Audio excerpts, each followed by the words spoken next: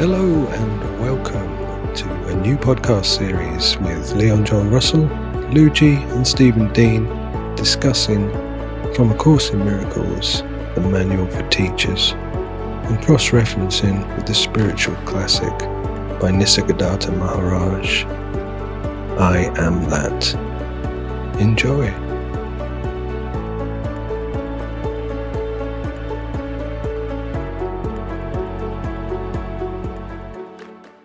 All right. Excellent. There we are. Guys, lovely to see you both. Lovely to see you, my friend. Hi, boys. Nice to see you guys too. Good to see you, Luigi. And Here we all are. Here we all are. And just to let people know what the score is with what we're going to do, we're going to be having conversations around the Manual for Teachers, working our way through the sections in that, and cross-referencing with I Am That by Nisargadatta.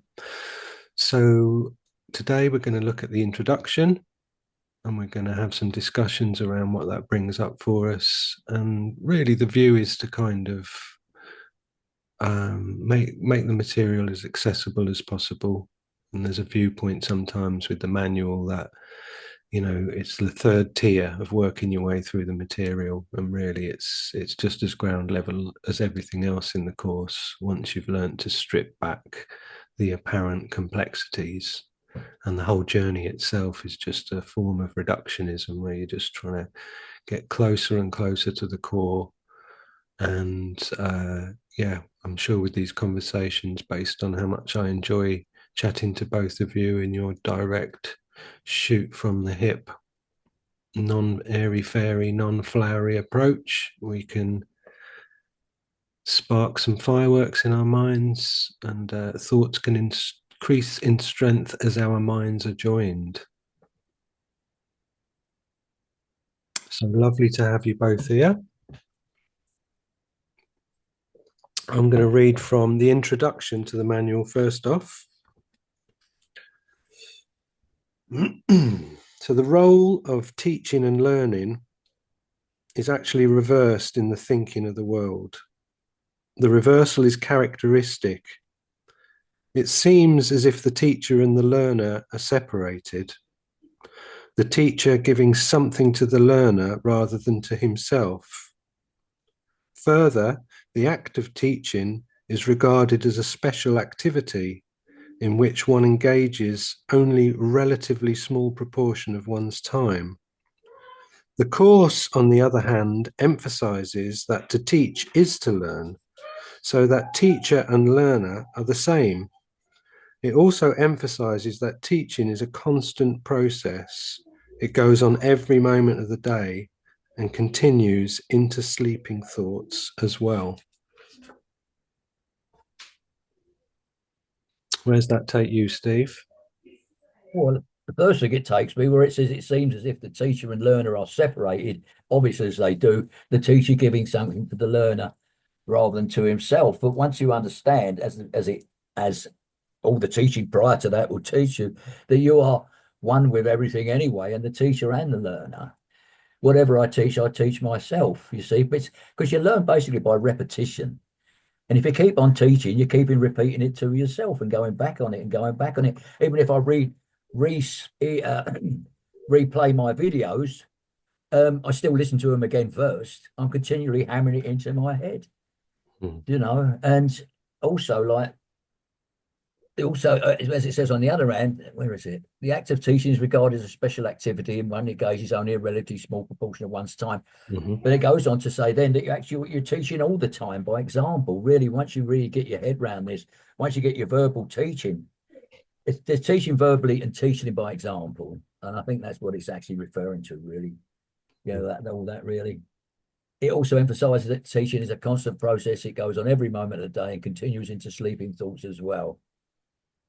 Well, me, it's on my mind. I keep it on my mind as much as I can. Obviously, like I have, you know, I've got the daily life, going shopping and all that, like, you know. But it's with me all the time, you know. And again, I guess, you know, in relative reality, we are in relation to our experience all the time that we are here, quote unquote. So when wouldn't learning and teaching be something that you're engaging in because it is constant.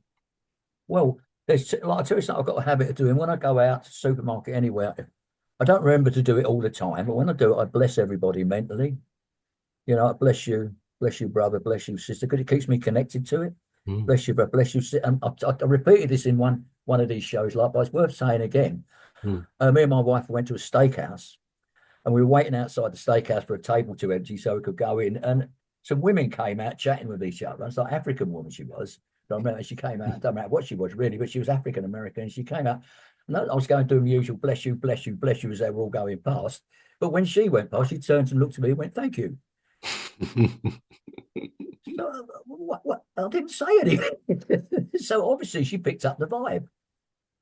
She responded to it. So I realized by my bless you must have some effect somewhere along the line because the people are there, they're on me. Yeah. And I'm pointing it out to them. Yeah. One mind. It keeps me grounded.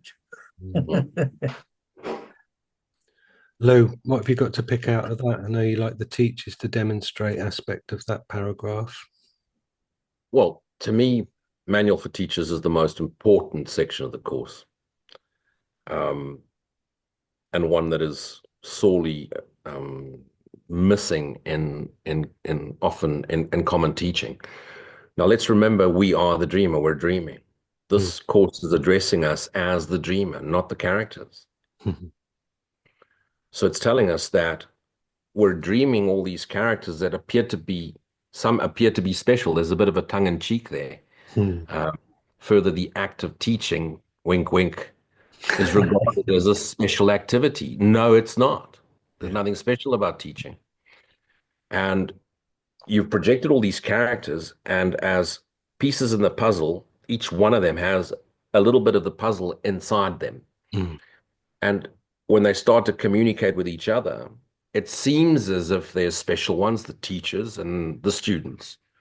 But the teachers are just the stubborn ones. They need to assimilate information, then teach it and teach it and teach it over again, because they're stubborn learners. Sometimes the learner, the student, because they fully trust the teacher, gets it the first time round. The other important thing is, as it says, to teach is to learn. And later in the course, it explains to us that learning is remembering. So we're refining our understanding of what we are. We're teaching ourselves. Now, how can we teach ourselves if we've forgotten what we are? It's because the Holy Spirit's doing the work. And it just requires a little bit of our willingness. So it's not so much as we are teachers and they are students, or we are teachers are students. We're all students all the time, and we're remembering, we're learning. The beauty is that it's not coming from us.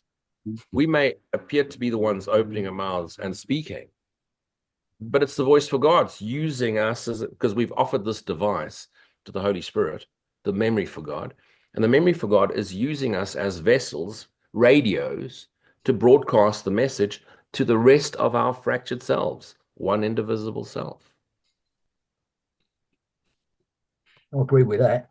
I mean, that's what you're saying there. When all the videos I've made, no matter what, none of them are ever edited. And this was never intended. I just sit down and think about what aspect of it I'm going to talk about and just start talking. Yeah. And it just rounds it off after, because it knows I want to be short about it. So it rounds it off after a minute to 2 minutes or whatever. When I listen to them afterwards, especially after a week or so, I said, well, that stuff just flows out. You know, I'm not really saying this. And everything I've learned from the Course in Miracles, I didn't know any of it before I started studying. So who's taught me all this? Well, obviously I did, spiritually I did, but I had to be taught that I had the information already inside me. I didn't know it was there. Exactly. And how many times we've heard this a million times before, where someone says, well, I've read it, I'm on my second or 10th or 22nd read, and it's like I'm reading it for the first time.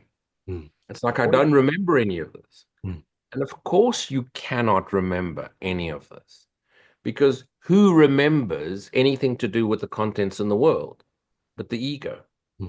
The ego remembers content and activity of the dream. Spirit, there's no memory in spirit. It's always present moment awareness. And when you're present in the course, it's not about remembering content. It's about being present. We're refining the present moment awareness. And of course, when you're in present moment awareness, it's all new. I'm on my 25th read, as if I'm reading. It's as if I'm reading the words for the first time again today.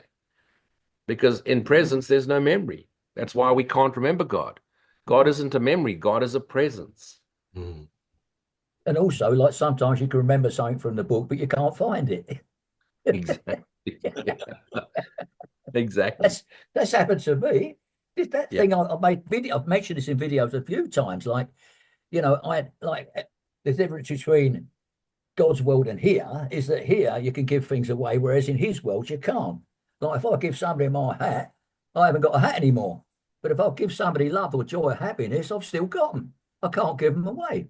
Now that example, I can't give them away because everything in heaven is one. Giving and receiving are the same. So whatever I give, I've still got. Same as having and being. You see, that means that it's having and being the same. So there's no lack, right? Now that about the hat, I'm not particularly a hat about giving things away. And if I give it away in this world, I haven't got it, but in spiritually, I'll give spiritual extensions like love, joy, and happiness. I'll give them to anybody. They multiply because you make someone happy and see their face go happy as you've done it, and you go happy. The joy, then you get this joy that you've made someone happy. But that's not a physical thing. That's from His world. And I can't give it away because I've still got it. And the more I try to give it away, the more I've got it. You see, now that example I got from the book, from the Course of Miracles, but for the life of me, I've been reading it for 15 years and I can't find it again. Honestly, I'll have another look, but it's that concept I got from the book. I'm sure of it because I can't think where else I would have got it, but it's a good one. Yeah. It's in chapter 6.7.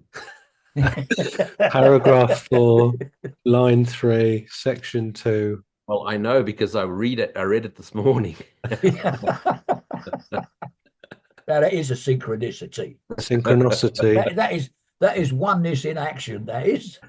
Yeah. To have all, give all, to all. Yep. Yeah. All things are lessons God would have me learn. Yeah. It's like the other people you project, all the people around you. Like I think, how can they all be me? They're not acting like I would act. But when you dream at night, you dream about all sorts of nightmarish things that you wouldn't do when you aspects of the ego cover the whole spectrum. There's bits of it in you that you don't know are there, but the spectrum can conjure it up in dreams. You can do it at night, you can do it during the day. And that's all it is. Once you can realize. I don't have that because obviously I'm fully enlightened now and I just operate on the highest level of just, yeah.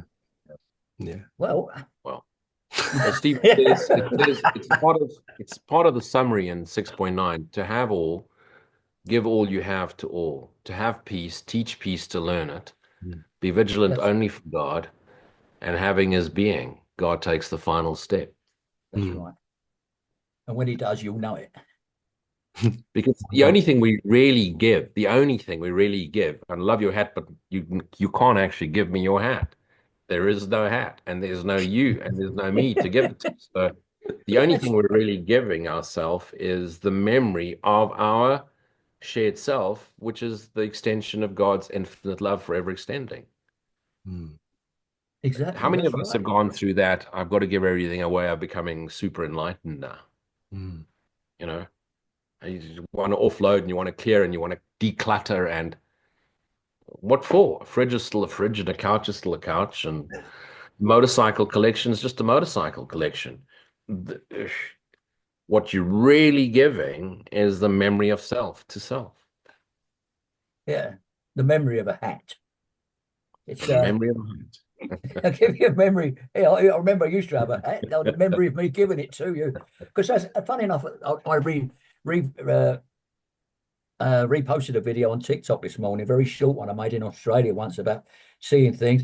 Like if you put up your hand, like you can see my hand. Now my hand's gone. Now it's just a memory. Where's it gone?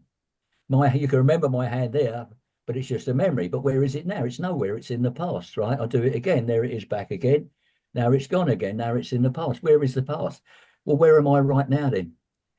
Where will I be in 5 minutes' time? When you 5 minutes' time, you think, well, where's my hand now? Where will I in 5 minutes' time? I'm with that hand here somewhere. Yeah. I'm not anywhere. I don't. So the body is all. It's just It's just a momentary thing. As soon as it passes into memory, it's gone. So I the like the body way, is always the past. yeah, The body is the past. It's only awareness, which is present moment and eternal. Everything else is exactly. past. We're looking back on the stream as if it as if it's happening because we haven't forgiven ourselves for the content of the dream. And that's why it says that that wonderful line in the paragraph you read, it also emphasizes that teaching is a constant process. Yeah. Constant meaning eternal, not as a repeat loopy, but it's always here now. It goes on every moment of the day, as if there's a day and there's a night, because it's a continue. What is teaching? It's just we're remembering. And what is to remember is to become aware of something you seem to have forgotten. But awareness never changes. It's unchanging. It's the eternal. It's the substrata in which everything appears and disappears because it's prior awareness is prior consciousness. It is the primordial. It's the essence energy of what we are. I know that word is not in the course, but I like to use it. And that's why it is what's always present, the memory. Yeah. And the memory is only in space time because in present moment awareness, memory is called awareness. Yeah, and I Well, think, let's not forget that one of the main learning tools that we develop through the undoing process, as the Course puts it to us, the atonement, getting rid of the interference, is just, we're reducing our belief in our involvement in the present moment more and more That's it. all the time, just taking our judgment away, taking the overlay of meaning and ascribing different levels of meaning to things to the point where we are just literally a silent observer who's not cluttering up the holy instant with yeah, chatter and giving value to things.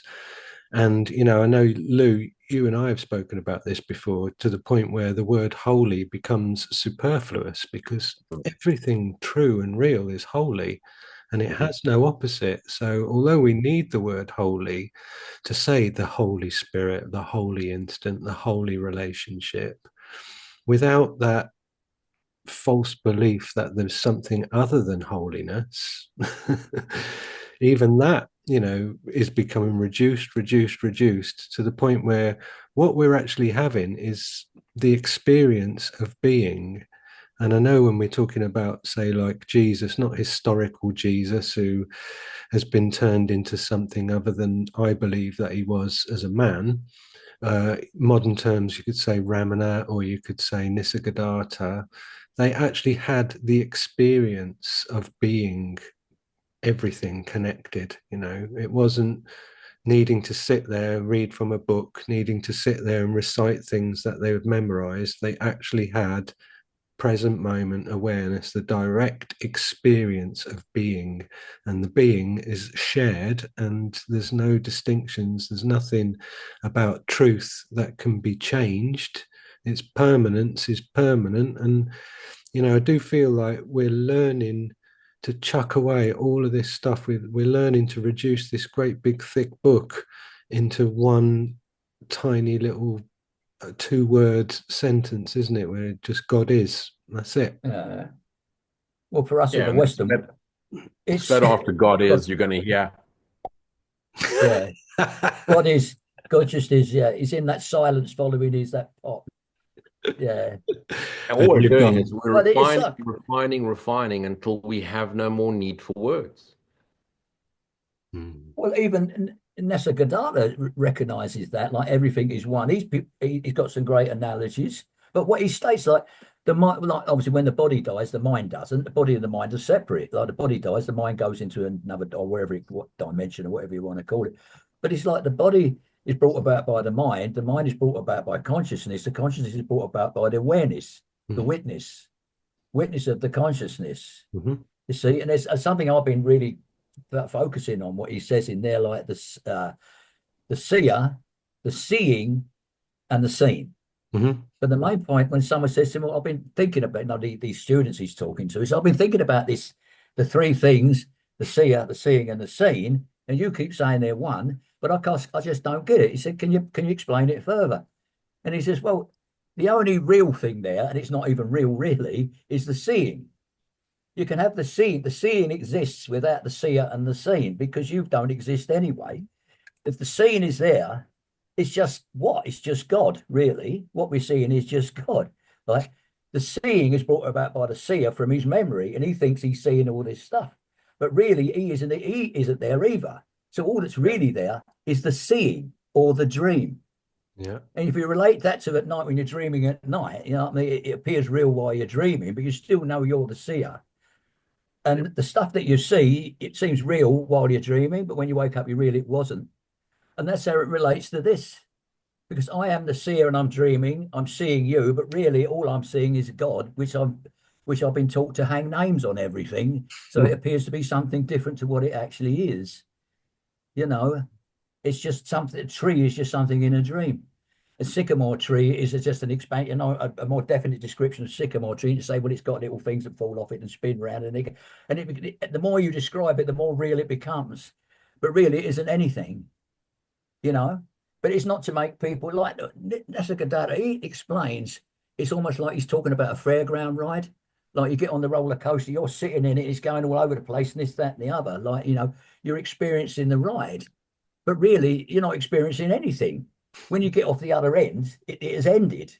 The eternal beginning, full circle was come. What began and ended was never there, because there are no beginnings and endings in eternity. You've slotted it in. You see, it's a dream, an illusion. Does that make sense? Absolutely. Mhm. Yeah, that's how I would have explained it. And that's what I picked up from Nisargadatta's analogy there of, well, not analogy, but his explanation. Let me chuck something else into the mix then. So the next paragraph, to teach is to demonstrate. There are only two thought systems, and you demonstrate that you believe one or the other is true all the time. From your demonstration, others learn, and so do you. The question is not whether you will teach, for in that there is no choice. The purpose of the course might be said to provide you with a means of choosing what you want to teach on the basis of what you want to learn. And you cannot give to someone else, but only to yourself. And this you learn through teaching. So teaching is but a call to witnesses to attest to what you believe. It's a method of conversion. This is not done by words alone. Any situation must be to you a chance to teach others what you are and what they are to you. No more than that, but also never less. And that is just incredible, isn't it? That's just so insane. It's like you cannot give to someone else, but only to yourself. So that's further to what we're turning over as well. And I love this bit, you know, it's a method of conversion.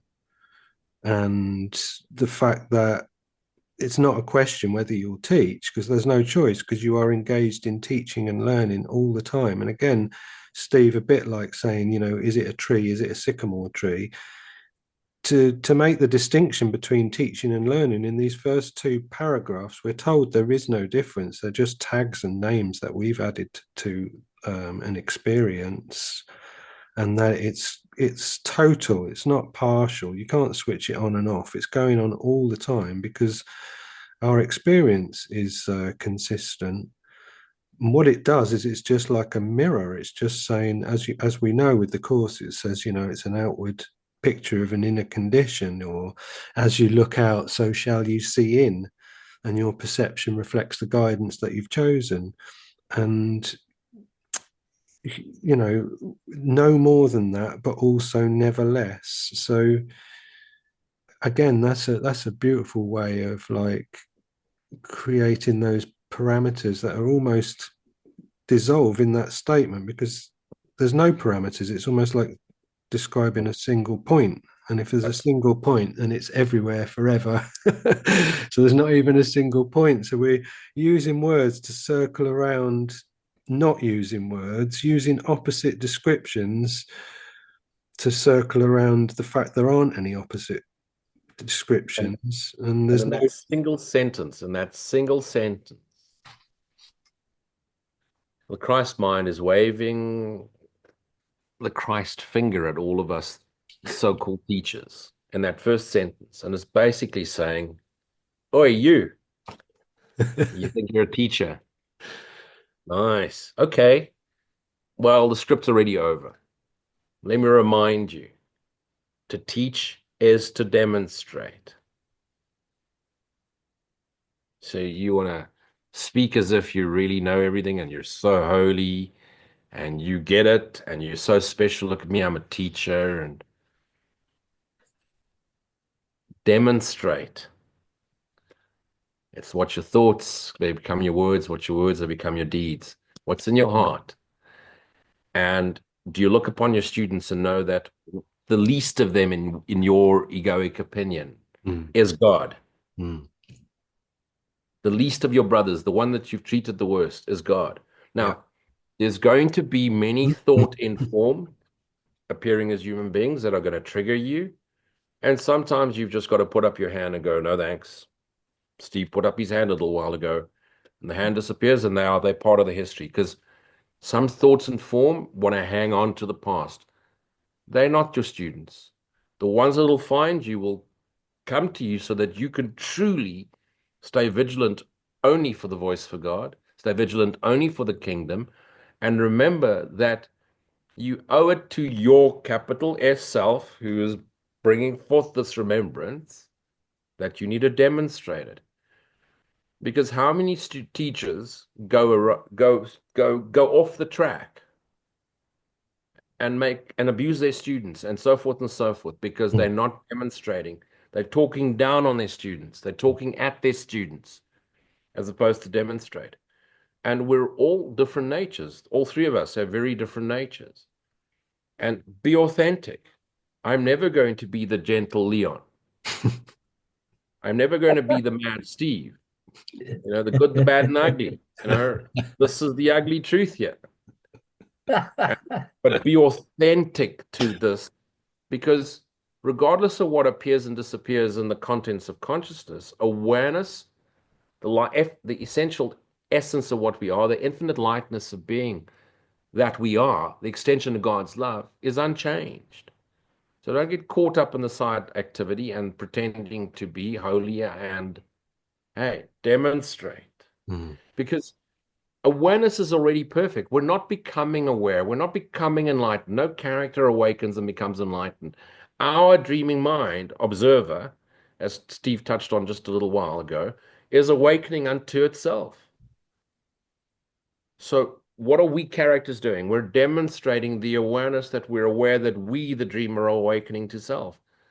It's all us. Every character is equal unto itself. And I'm just a more stubborn character, and I remember by yakety-yakketing, it appears like I'm teaching. I'm not teaching anything. I'm remembering. And I've gone the indirect, long way around, 16 billion years of yakety-yak to get to refine, and hopefully I can eventually go quiet. Some of my students are already quiet. Wow. Who's more advanced? The student is. In 90% of the cases, the student's more advanced than the teacher. Well, Advanced. your students are drawn to you, though, aren't they? I mean, obviously, you're the teacher for them. You may consider yourself to all the be. rogues come to me. The rogues find me. The smokers, the sinners. Well, that's it says in the book, like, the students will find their teacher. And the students that suit your way of putting it across go to you, and ones that suit my way of putting it across, and thus with Leon. It's like in the Siddhartha's book, they're all looking for the right guru. Some of them have sort of go from guru to guru, deciding that no, he ain't for me, he's not the one. And finally they arrive at Maharshi or Nisargadatta and realize that he is the one. Even in that, it's got to be the right guru, the right way of.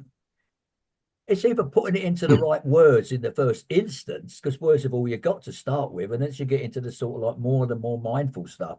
So you can start to put it across. And they are just a mirror, aren't they? The guru is just a word for a mirror. They should be what you're seeing in them is yourself reflected back at you. So it's the same. Yeah. So Nisargadatta's particular guru. I mean, Ramana is a brilliant story in a sense, because it was this spontaneous awakening. There was no study, there was no guru, was there? Which I find that fascinating. I love that. And I know it's a phrase that I've started to develop in my own vocabulary, with myself, is like the inevitability of spontaneity, and the paradoxical kind of form of that statement. But the inevitability of spontaneity, it's just been so powerful for me. It's like, it's inevitable. It's like, God's mind that we all share is like the most powerful supercomputer that was ever possible to exist. So therefore, it's inevitable that it's spontaneously going to start programs and codes that are going to run from the simplest basic form to the most complex, incredible form 100 million times every single second. Yeah. And if you pay close attention to whatever you call your students, and I hate to do that. I don't believe I have students. I believe I have mighty companions, friends that reflect myself back at me. But if you pay very close attention to my group, you'll notice they're all devastatingly good looking, superbly sexy, hyper intelligent, spiritually Somehow advanced they've stumbled beyond into your world. just out of this world. And they're You've got your just so teaching right. advanced. They can be deeply intellectual and incredibly empathetic. They're just my students are just phenomenal. Do you not think, when it says, though, there's no cruelty in God and therefore none in many, that's cruel of God to lead them all to you if they've got those wonderful qualities?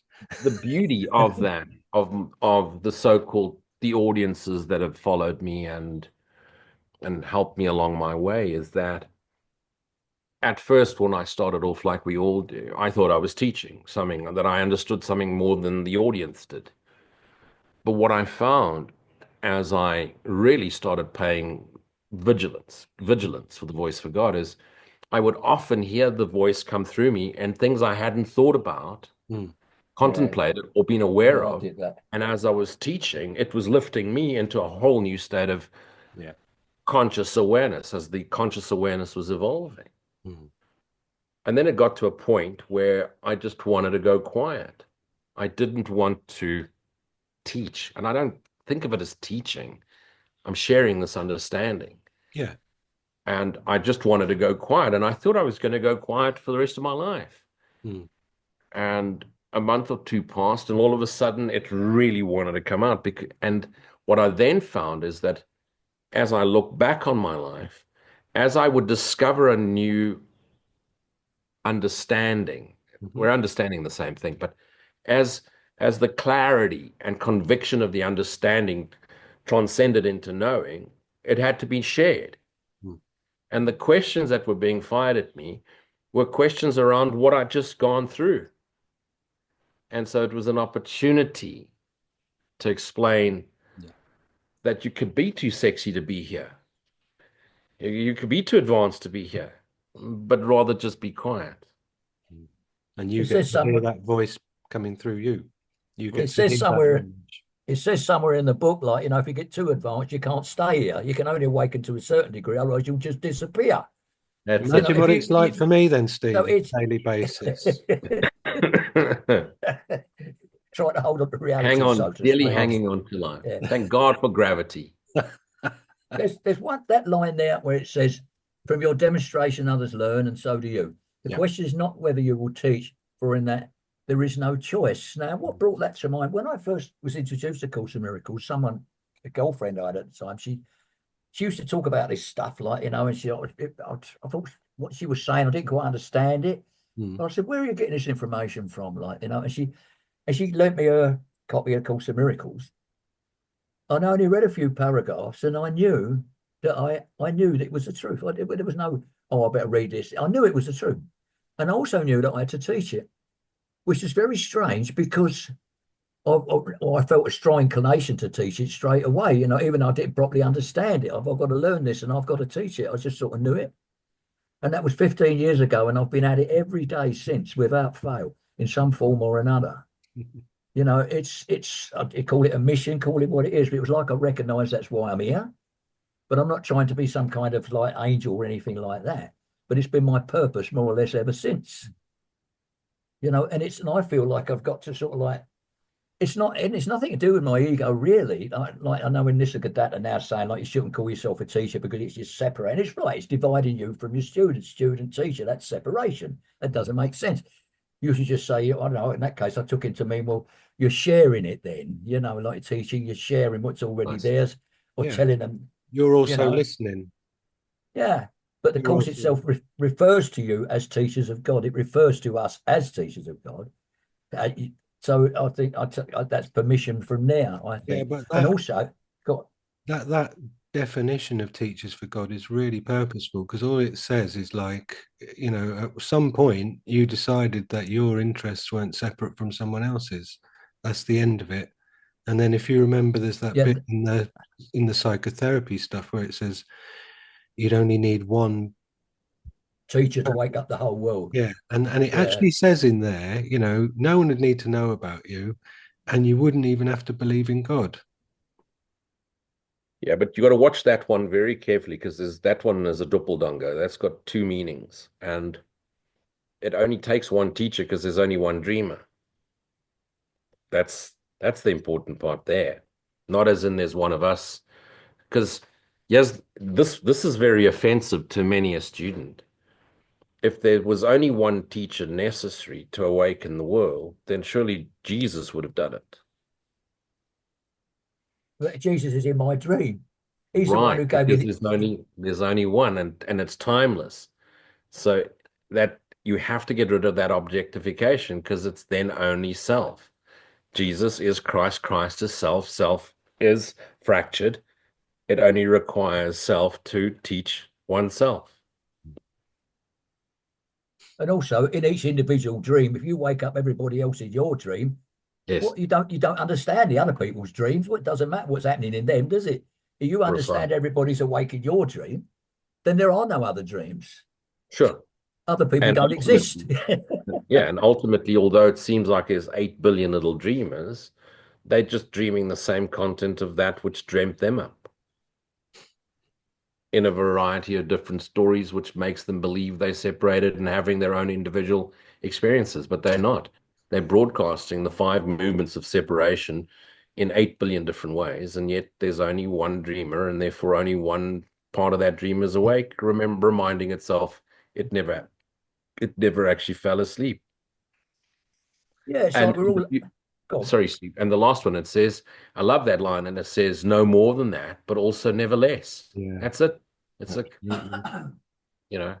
up to me, what the audience that has followed me, those that have been interested in listening to a madman mirror of themselves, remembering self, I'm forever grateful to them. If they think they're grateful to me, they, fractures of myself, have no Yeah, idea how grateful I am to them of course. because in my dedication to remembering self and to sharing what I remember with the rest of my cells, I've really had to contemplate and fine tune and refine and really make sure I was in the purest and most authentic way, putting it across.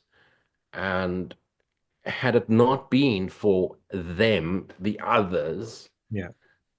I wouldn't have reached this understanding and transcended into the knowing. Mm.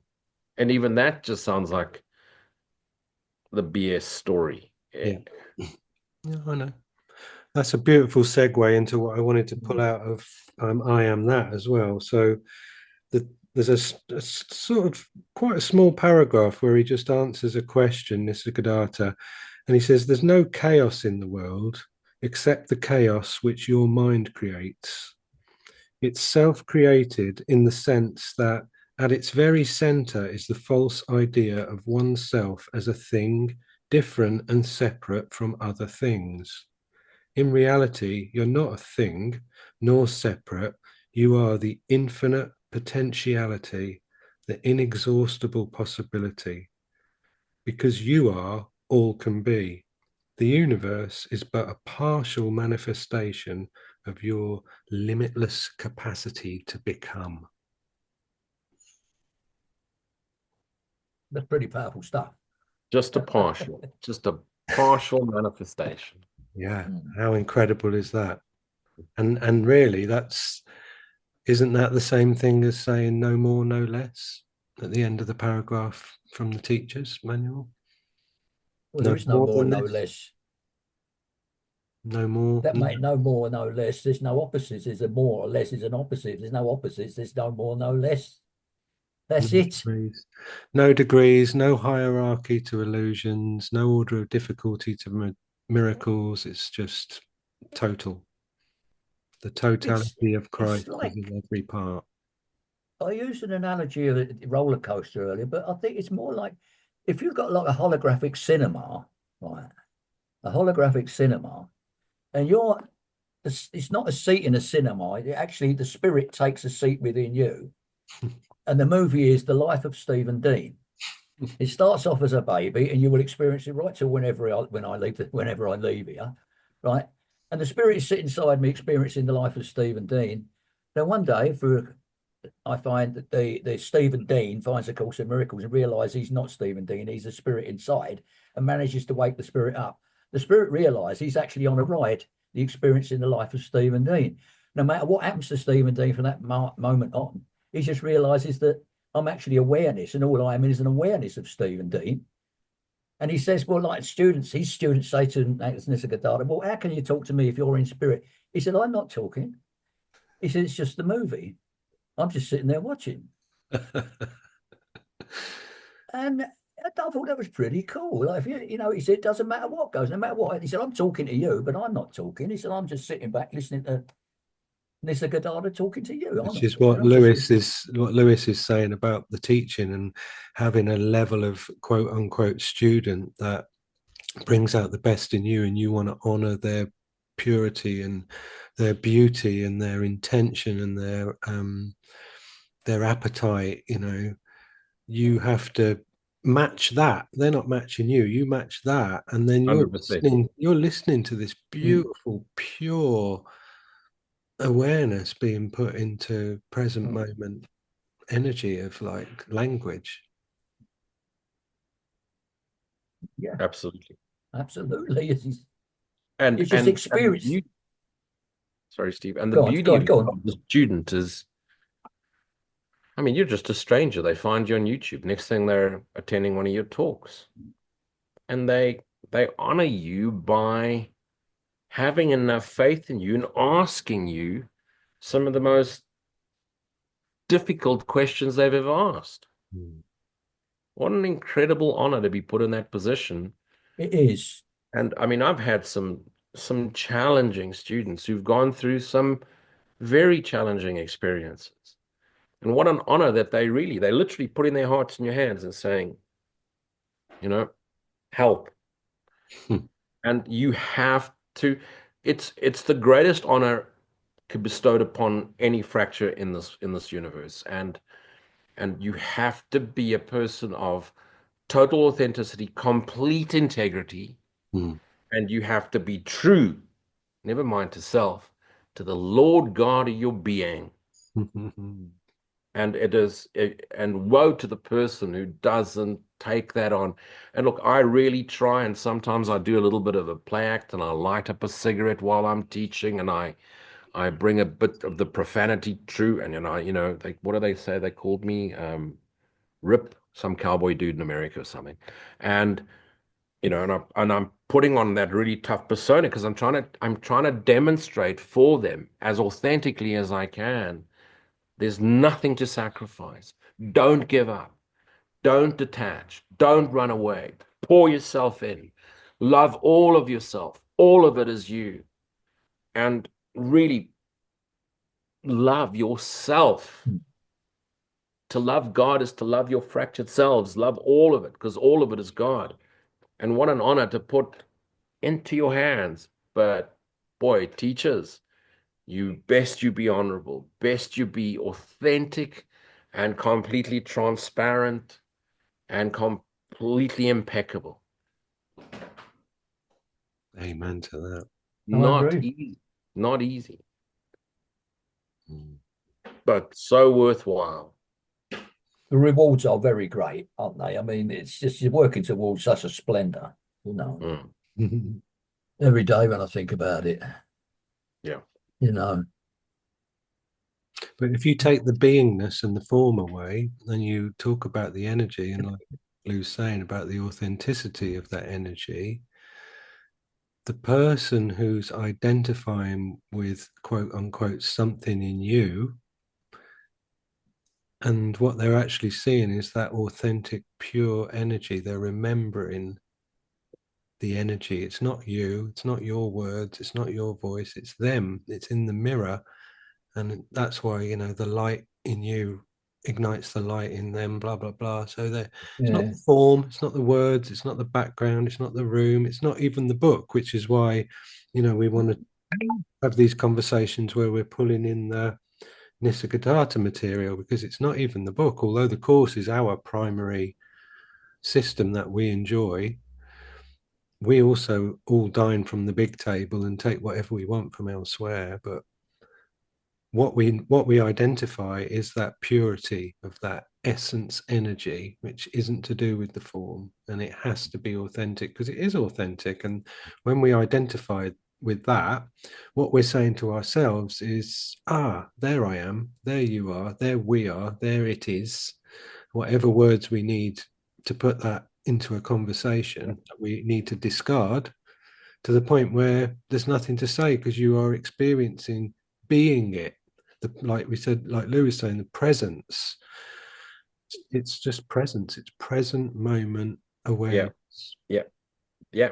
And if I use these words, it describes you two, both of you, and the words are inspired enthusiasm. Because the lightness of And being, yourself. you know, it just pours through you, and you can try and stay as calm and peaceful as you want. When Holy Spirit is flowing through you in your purity to share the truth of self and God as one indivisible self, realizing we're all one. We're teaching but ourselves. We're remembering but ourselves. That passionate, inspired, in spirit, enthusiasm, the enthusiasm of the joyful beingness, which is the extension of God's love, flows through us.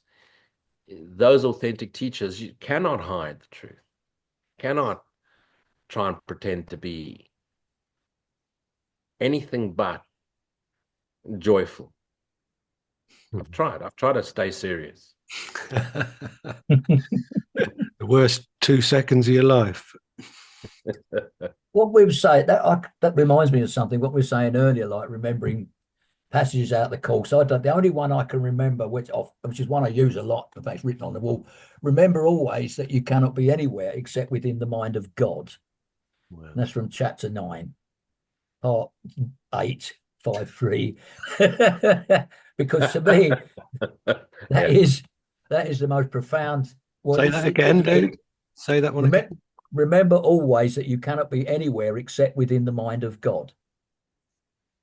And to me, that is one of the most profound statements from the course, because it's so on point. Remember, you can't be anywhere except within the mind of God. You are surrounded by God. If and you are God, you know, like there's some arguments like people don't like some teachers saying that I am God. Well, collectively you're God, you know, but if you're saying collectively, you're recognizing there's a separation. It's more like you are entitled to say I am God in the same way Nisargadatta says he's been taught you are the supreme being. His guru, all he said to him was, you know, I don't. Basically, he says, you know, I wouldn't lie to you. Well, you're the supreme being. Think on it. I am. I am the supreme being. That's all you do. Just keep thinking about it. And that was it. I mean, how simple can you get, really? And that is also the voice that Helen Believe, from yeah, our collective awoke mind. Absolutely. It's the same principle. You are it's the the same. supreme being. The course is telling me, believe me, this book is written by the supreme being. You are the supreme being. Nisargadatta is saying the same thing. What his guru told him, you are the supreme being. Believe it. Spot on. I am, Yeah. full stop. God is, full stop. How did Nisargadatta say it? I am that. Yeah, I am that. God is, I am, you are. Yeah. And No that's all. further And that's advent. all. And one And of the that's all. challenges, sorry, one of the challenges, and yeah, I'm coming with a curveball, and it is something that sits in my heart, is that how many teachers make use of their students' lack of understanding and lost in translation, and religion has failed them. Fear of letting go in case of punishment is still there. And then they take religious principles, Christian religious principles, and shoehorn it into the course. Hmm. And instead of going direct to the I amness, I am, Christ is, God is, they take old dogmatic religion and shove it into the course. And before you know it, we have an objectified savior and we've got this worship. And then the teachers become almost like the Holy Spirit between God and the dreaming mind. The teacher, the special teacher, now becomes the intercession between Jesus and the student, because the teacher then becomes the special conduit through which Jesus speaks to the student. Right. Yeah, because I same with you, Luigi. I've spoken, made many videos, and afterwards listened to them, realised I've some of the stuff said is very profound, but I haven't thought it out beforehand. It just comes out. It Beautiful. says in it because it come in. Yeah, all the time I'm doing this. He says that just all you do is speak, and I'll speak through you, and he does. All we got to do is just speak, and Absolutely. it's Hmm. easy, really. And It's far easier than I'd have thought it'd be. as you explained a little earlier, we're all characters in one dreaming mind. And so we're all, Yeah, you are no different a character through the character Jesus, except that in appearance of space time 2000 years ago, Jesus was a fractured part of yourself that woke up to self and then started awakening the rest of your fractures. But it's yeah, still only you awakening, you, the dreaming Son of God. And what do? We get into objectification, idol worship, and we take old school, old religious dogma, 2000 years of failure, and we now shoehorn it into the most beautiful, non-dual, Christ-minded reminder of self and God as one indivisible beingness. And what do? We're turning it into religions and cults and monasteries and money-making scams.